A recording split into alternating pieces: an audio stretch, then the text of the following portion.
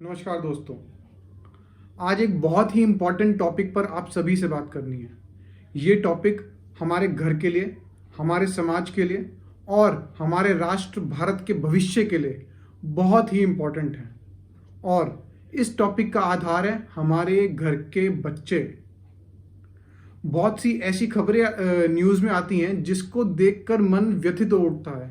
और जब पता चलता है कि छोटे छोटे बच्चे आत्महत्या जैसा बड़ा स्टेप ले रहे हैं तो बहुत ही दुख होता है। और ये बात हम सबको समझ नहीं आती कि ये ऐसा क्यों हो रहा है। तो आज बात करेंगे इस समस्या के मूल कारण की। आप सभी लोग जानते हैं कि समय के साथ समाज में बदलाव आता है, विचारों में और कार्यशैली में भी बदलाव आता है। हमारे बच्चे जो भविष्य है भारत का, उन सबके सोचने में, उन सबकी कार्यशैली में भी बदलाव आता है। और अगर इस बदलाव को हम मीन्स पेरेंट्स एंड टीचर्स समझने में असक्षम हैं और वो बदलाव को अपने आप में ढालने में भी असक्षम रहेंगे तो ऐसी घटनाएं होती रहेंगी। आज का सबसे बड़ा चेंज जो आया है वो है सोशल मीडिया से, जिससे सब कुछ विश्व का आपके नज़दीक आ गया है, भले ही वो वर्चुअली क्यों ना हो। हमारे बच्चे एक बेसिक समझ डेवलप होने से पहले सोशल मीडिया पर एक्टिव हो जाते हैं। स्मार्टफोन्स उनके हाथ में दे दिए जाते हैं पैदा होते ही। तो इससे दिक्कत क्या होती है कि बच्चे अपने आसपास के परिवर्तन को देखने में और समझने में कभी कभी चूक कर जाते हैं। इसमें गलती बच्चों की नहीं है, इसमें गलती पेरेंट्स की आ जाती है कहीं कहीं पर, जहां पर वो मटीरियलाइजेशन का सही उपयोग करने में चूक जाते हैं।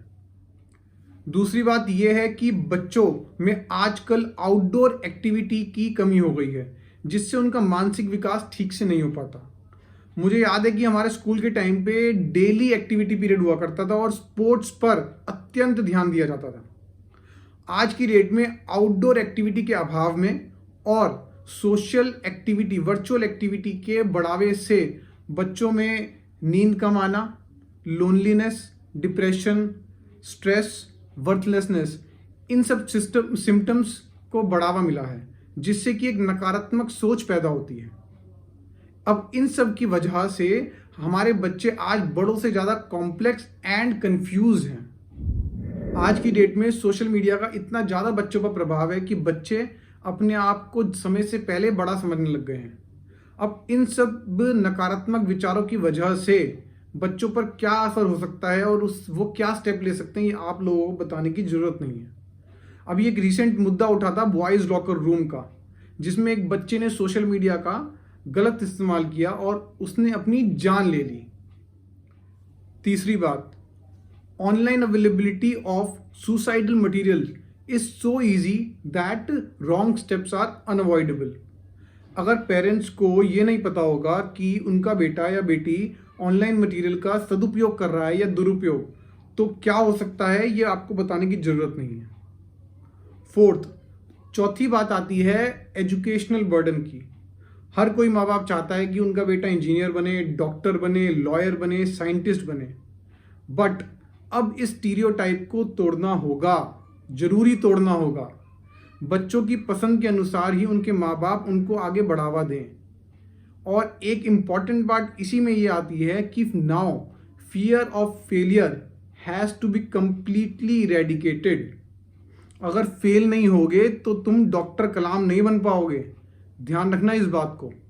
अगर आपके बच्चे के साथ पूरे दिन में क्या हो रहा है ये माँ बाप को नहीं पता, तो इसका मतलब आप अपने बच्चे का हंसता हुआ चेहरा खुद ही दुखी कर रहे हो। Now here comes the fifth problem. Fifth problem is bullying and sexual abuse. हर कोई बच्चा इन दो बातों पर जल्दी से अपने फीलिंग्स को शेयर नहीं कर पाता, तो इसके अंदर स्टेप लेना पड़ेगा। माँ बाप को अपने बच्चों से डेली बात करनी पड़ेगी, समझना पड़ेगा कि वो क्या सोच रहे हैं, क्या उनके साथ हो रहा है। तभी हम अपने एक समाज के अंदर एक सकारात्मक परिवर्तन ला पाएंगे। अभी तक तो हमने बात की समस्या की, अब आगे बात करेंगे कि इसको कैसे सुधारा जा सकता है, जिससे कि एक सशक्त समाज और भविष्य का निर्माण हो।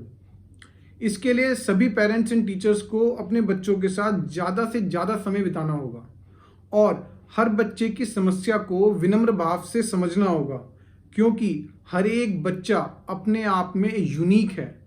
Now if there mental health is not given importance, then it is our mistake. दूसरी बात यह है कि हर एक पेरेंट को एक बात समझनी होगी और अपने बच्चे पर ध्यान देना होगा कि जो सोशल रिसोर्सेज उसके पास इजीली अवेलेबल हैं वो उसका सदुपयोग कर रहा है या नहीं कर रहा।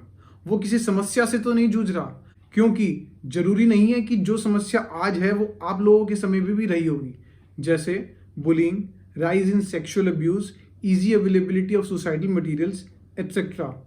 तो आप लोगों को भी अपने आप को बदलना होगा और अपने बच्चों के साथ घुल मिलकर सभी समस्याओं का समाधान करना होगा।